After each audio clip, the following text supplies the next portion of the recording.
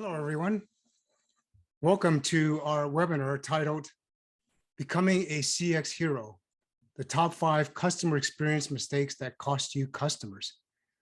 I'm David Chan, CEO of Intellext, where we are making real estate social. Now I'd like to introduce to you our 3 panelists. Finally, we have Calixto Tay, who's the CTO of UserSight. Calixto wrote his first computer command when he was 4 and got his first company acquired when he was 20.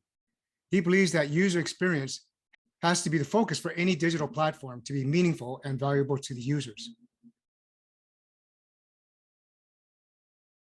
Thank you, David. So when we look at how existing how organizations are using matrices to measure their CX pain points right now, we see them using matrices like daily monthly active users, install rate, uninstall rate, average engagement durations, time spent on page, like what Priscilla has mentioned.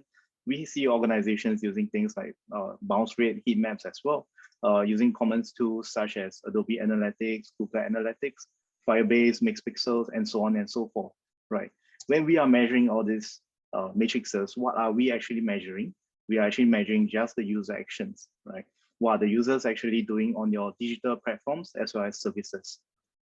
And why are we measuring this? We are measuring this in order to try to guess, try to infer, what are the actual user sentiments, what are their actual thoughts and experience. So we see how users are moving through our site. We see how users are moving through our mobile app to try to guess, how they feel about using it. So what if it's a better idea? Isn't it a better idea if we can measure these sentiments directly, right?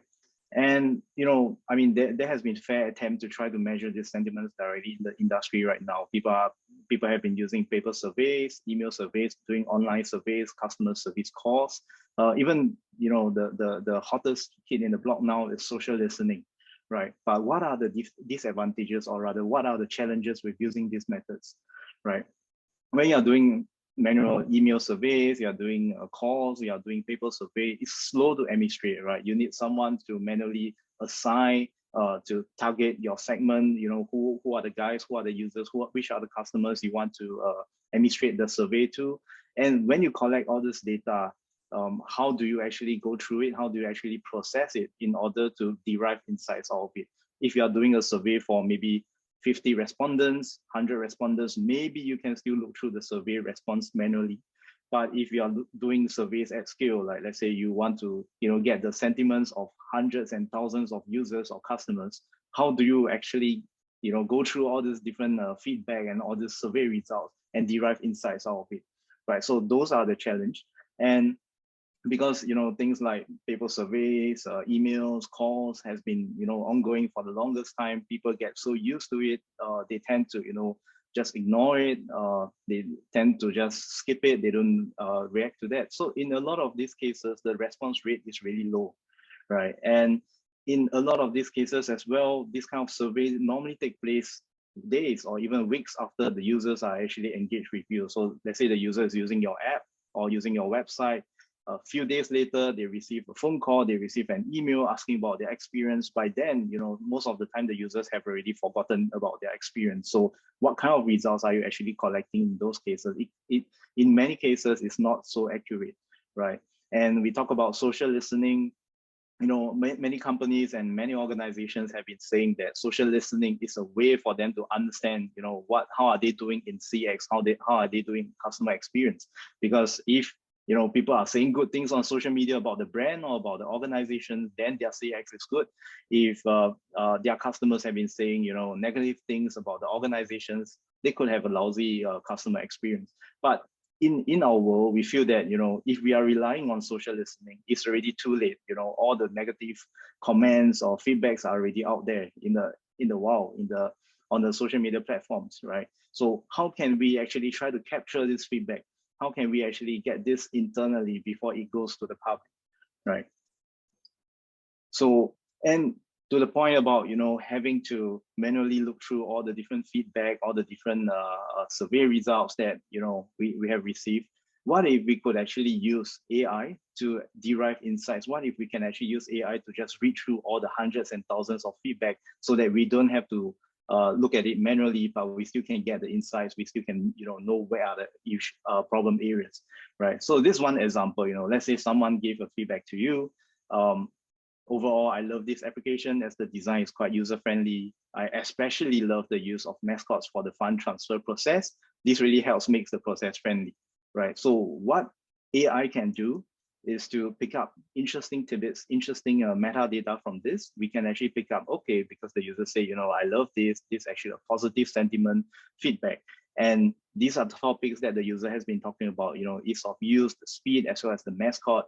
And this whole feedback, this whole sentiment, these topics actually relates to the fund transfer user journey, right? So these are the interesting tidbits, and this is actually a very good summary of what this feedback is about, right? So when AI is able to pick up all this information, you don't have to read through every single feedback anymore, right?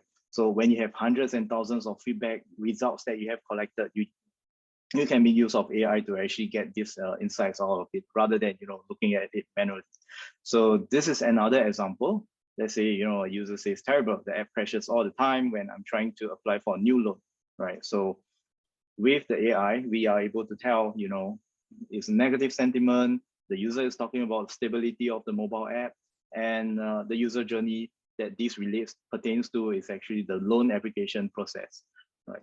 So with these things in mind, right, our company, UserSight, what we have came out with is essentially, automating the whole process of collecting the thoughts and experience, as well as using AI to crunch through all this feedback and responses, right? So with the automation, what we have is we actually have a SDK that can be easily embedded into your digital platforms, be it your websites, mobile apps.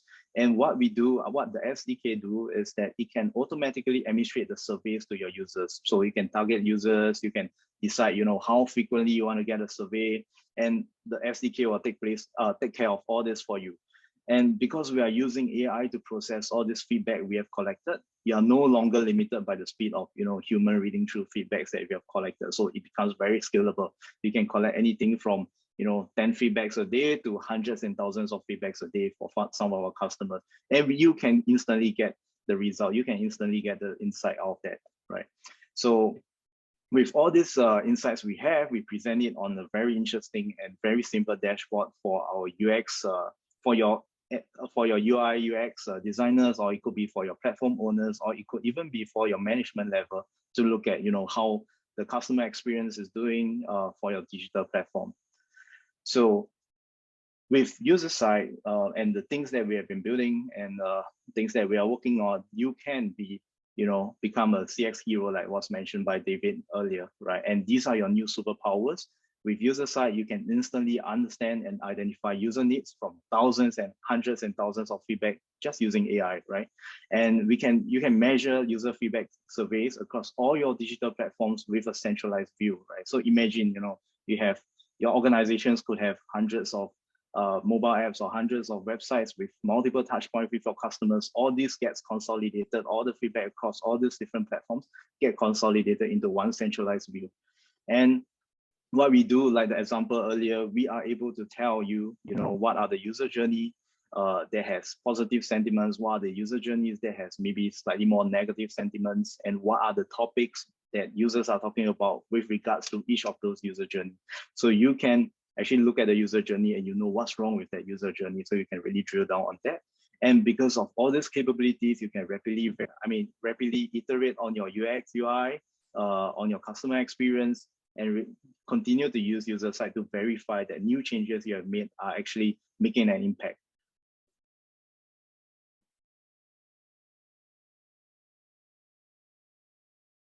Sorry, David, you're on mute. Yeah. Yeah, thank you for sharing that, Calixto. No problem. Yeah. We have a couple of questions from the audience. One gentleman asked if you have mentioned rating algorithms. Is it based on heuristics?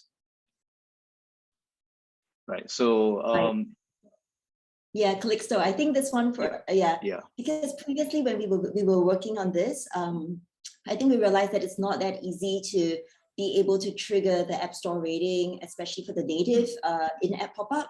Yeah, and that's where Calixto really came in, and he really shed some light into how the Apple algorithm works. So yeah, I would love for you to share a bit more on this, Calixto. Right. So I think the I think the really important thing for organizations like AIA is that, the mobile apps that, their customer use is really important part of, the whole business. And when you have low ratings, what happens, on App Store, on Play Store, is that they actually rank you much further down, as compared to your competitor, right? So that's what's happening. And for AIA, I think at the point of time where what Priscilla shared was, 1st June, the rating was 1.2 out of 5. And it's not to AIA, it's actually not to AIA's fault, right? The user experience is actually decent. We actually didn't have a lot of complaints from the customer support team. I mean, the customer support team are not getting a lot of complaints from the users. There's no major negative items, right?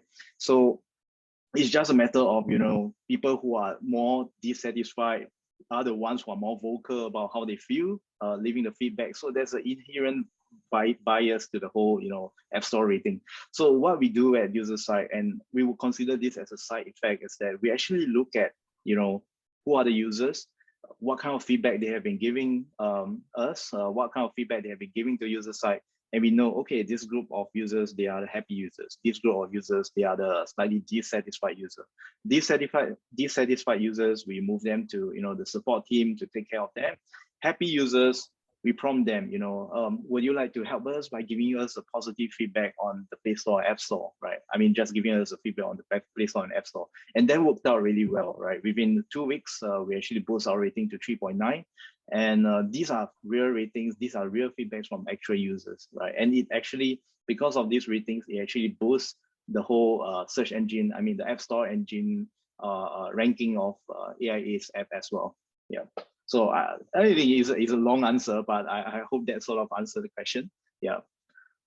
Yeah. Apart from this, I remember, sorry, apart from this, I do remember Calixto, he gave me a little tidbit that was really useful. He actually told me that, oh, did you know that only the first 3 ratings submitted by every single user in every year is being recorded, by Apple's algorithm, and that, Apple and Google, they change algorithms, like, one of the recent changes was like your ratings are affected by the recency. So that also made a huge difference because, previously we only had people who were unhappy with our app. And then, these people, even though they're few and far between, they came in and, they really dragged down our rating. But, once we installed this with UserSide, we had this huge influx of ratings, all positive, and it helped to boost our ratings up to 4.0. It's like 2 weeks, we were floored. We never expected that kind of a result as well. Yeah. Oh, that's amazing. That experience you had in 2 weeks turnaround.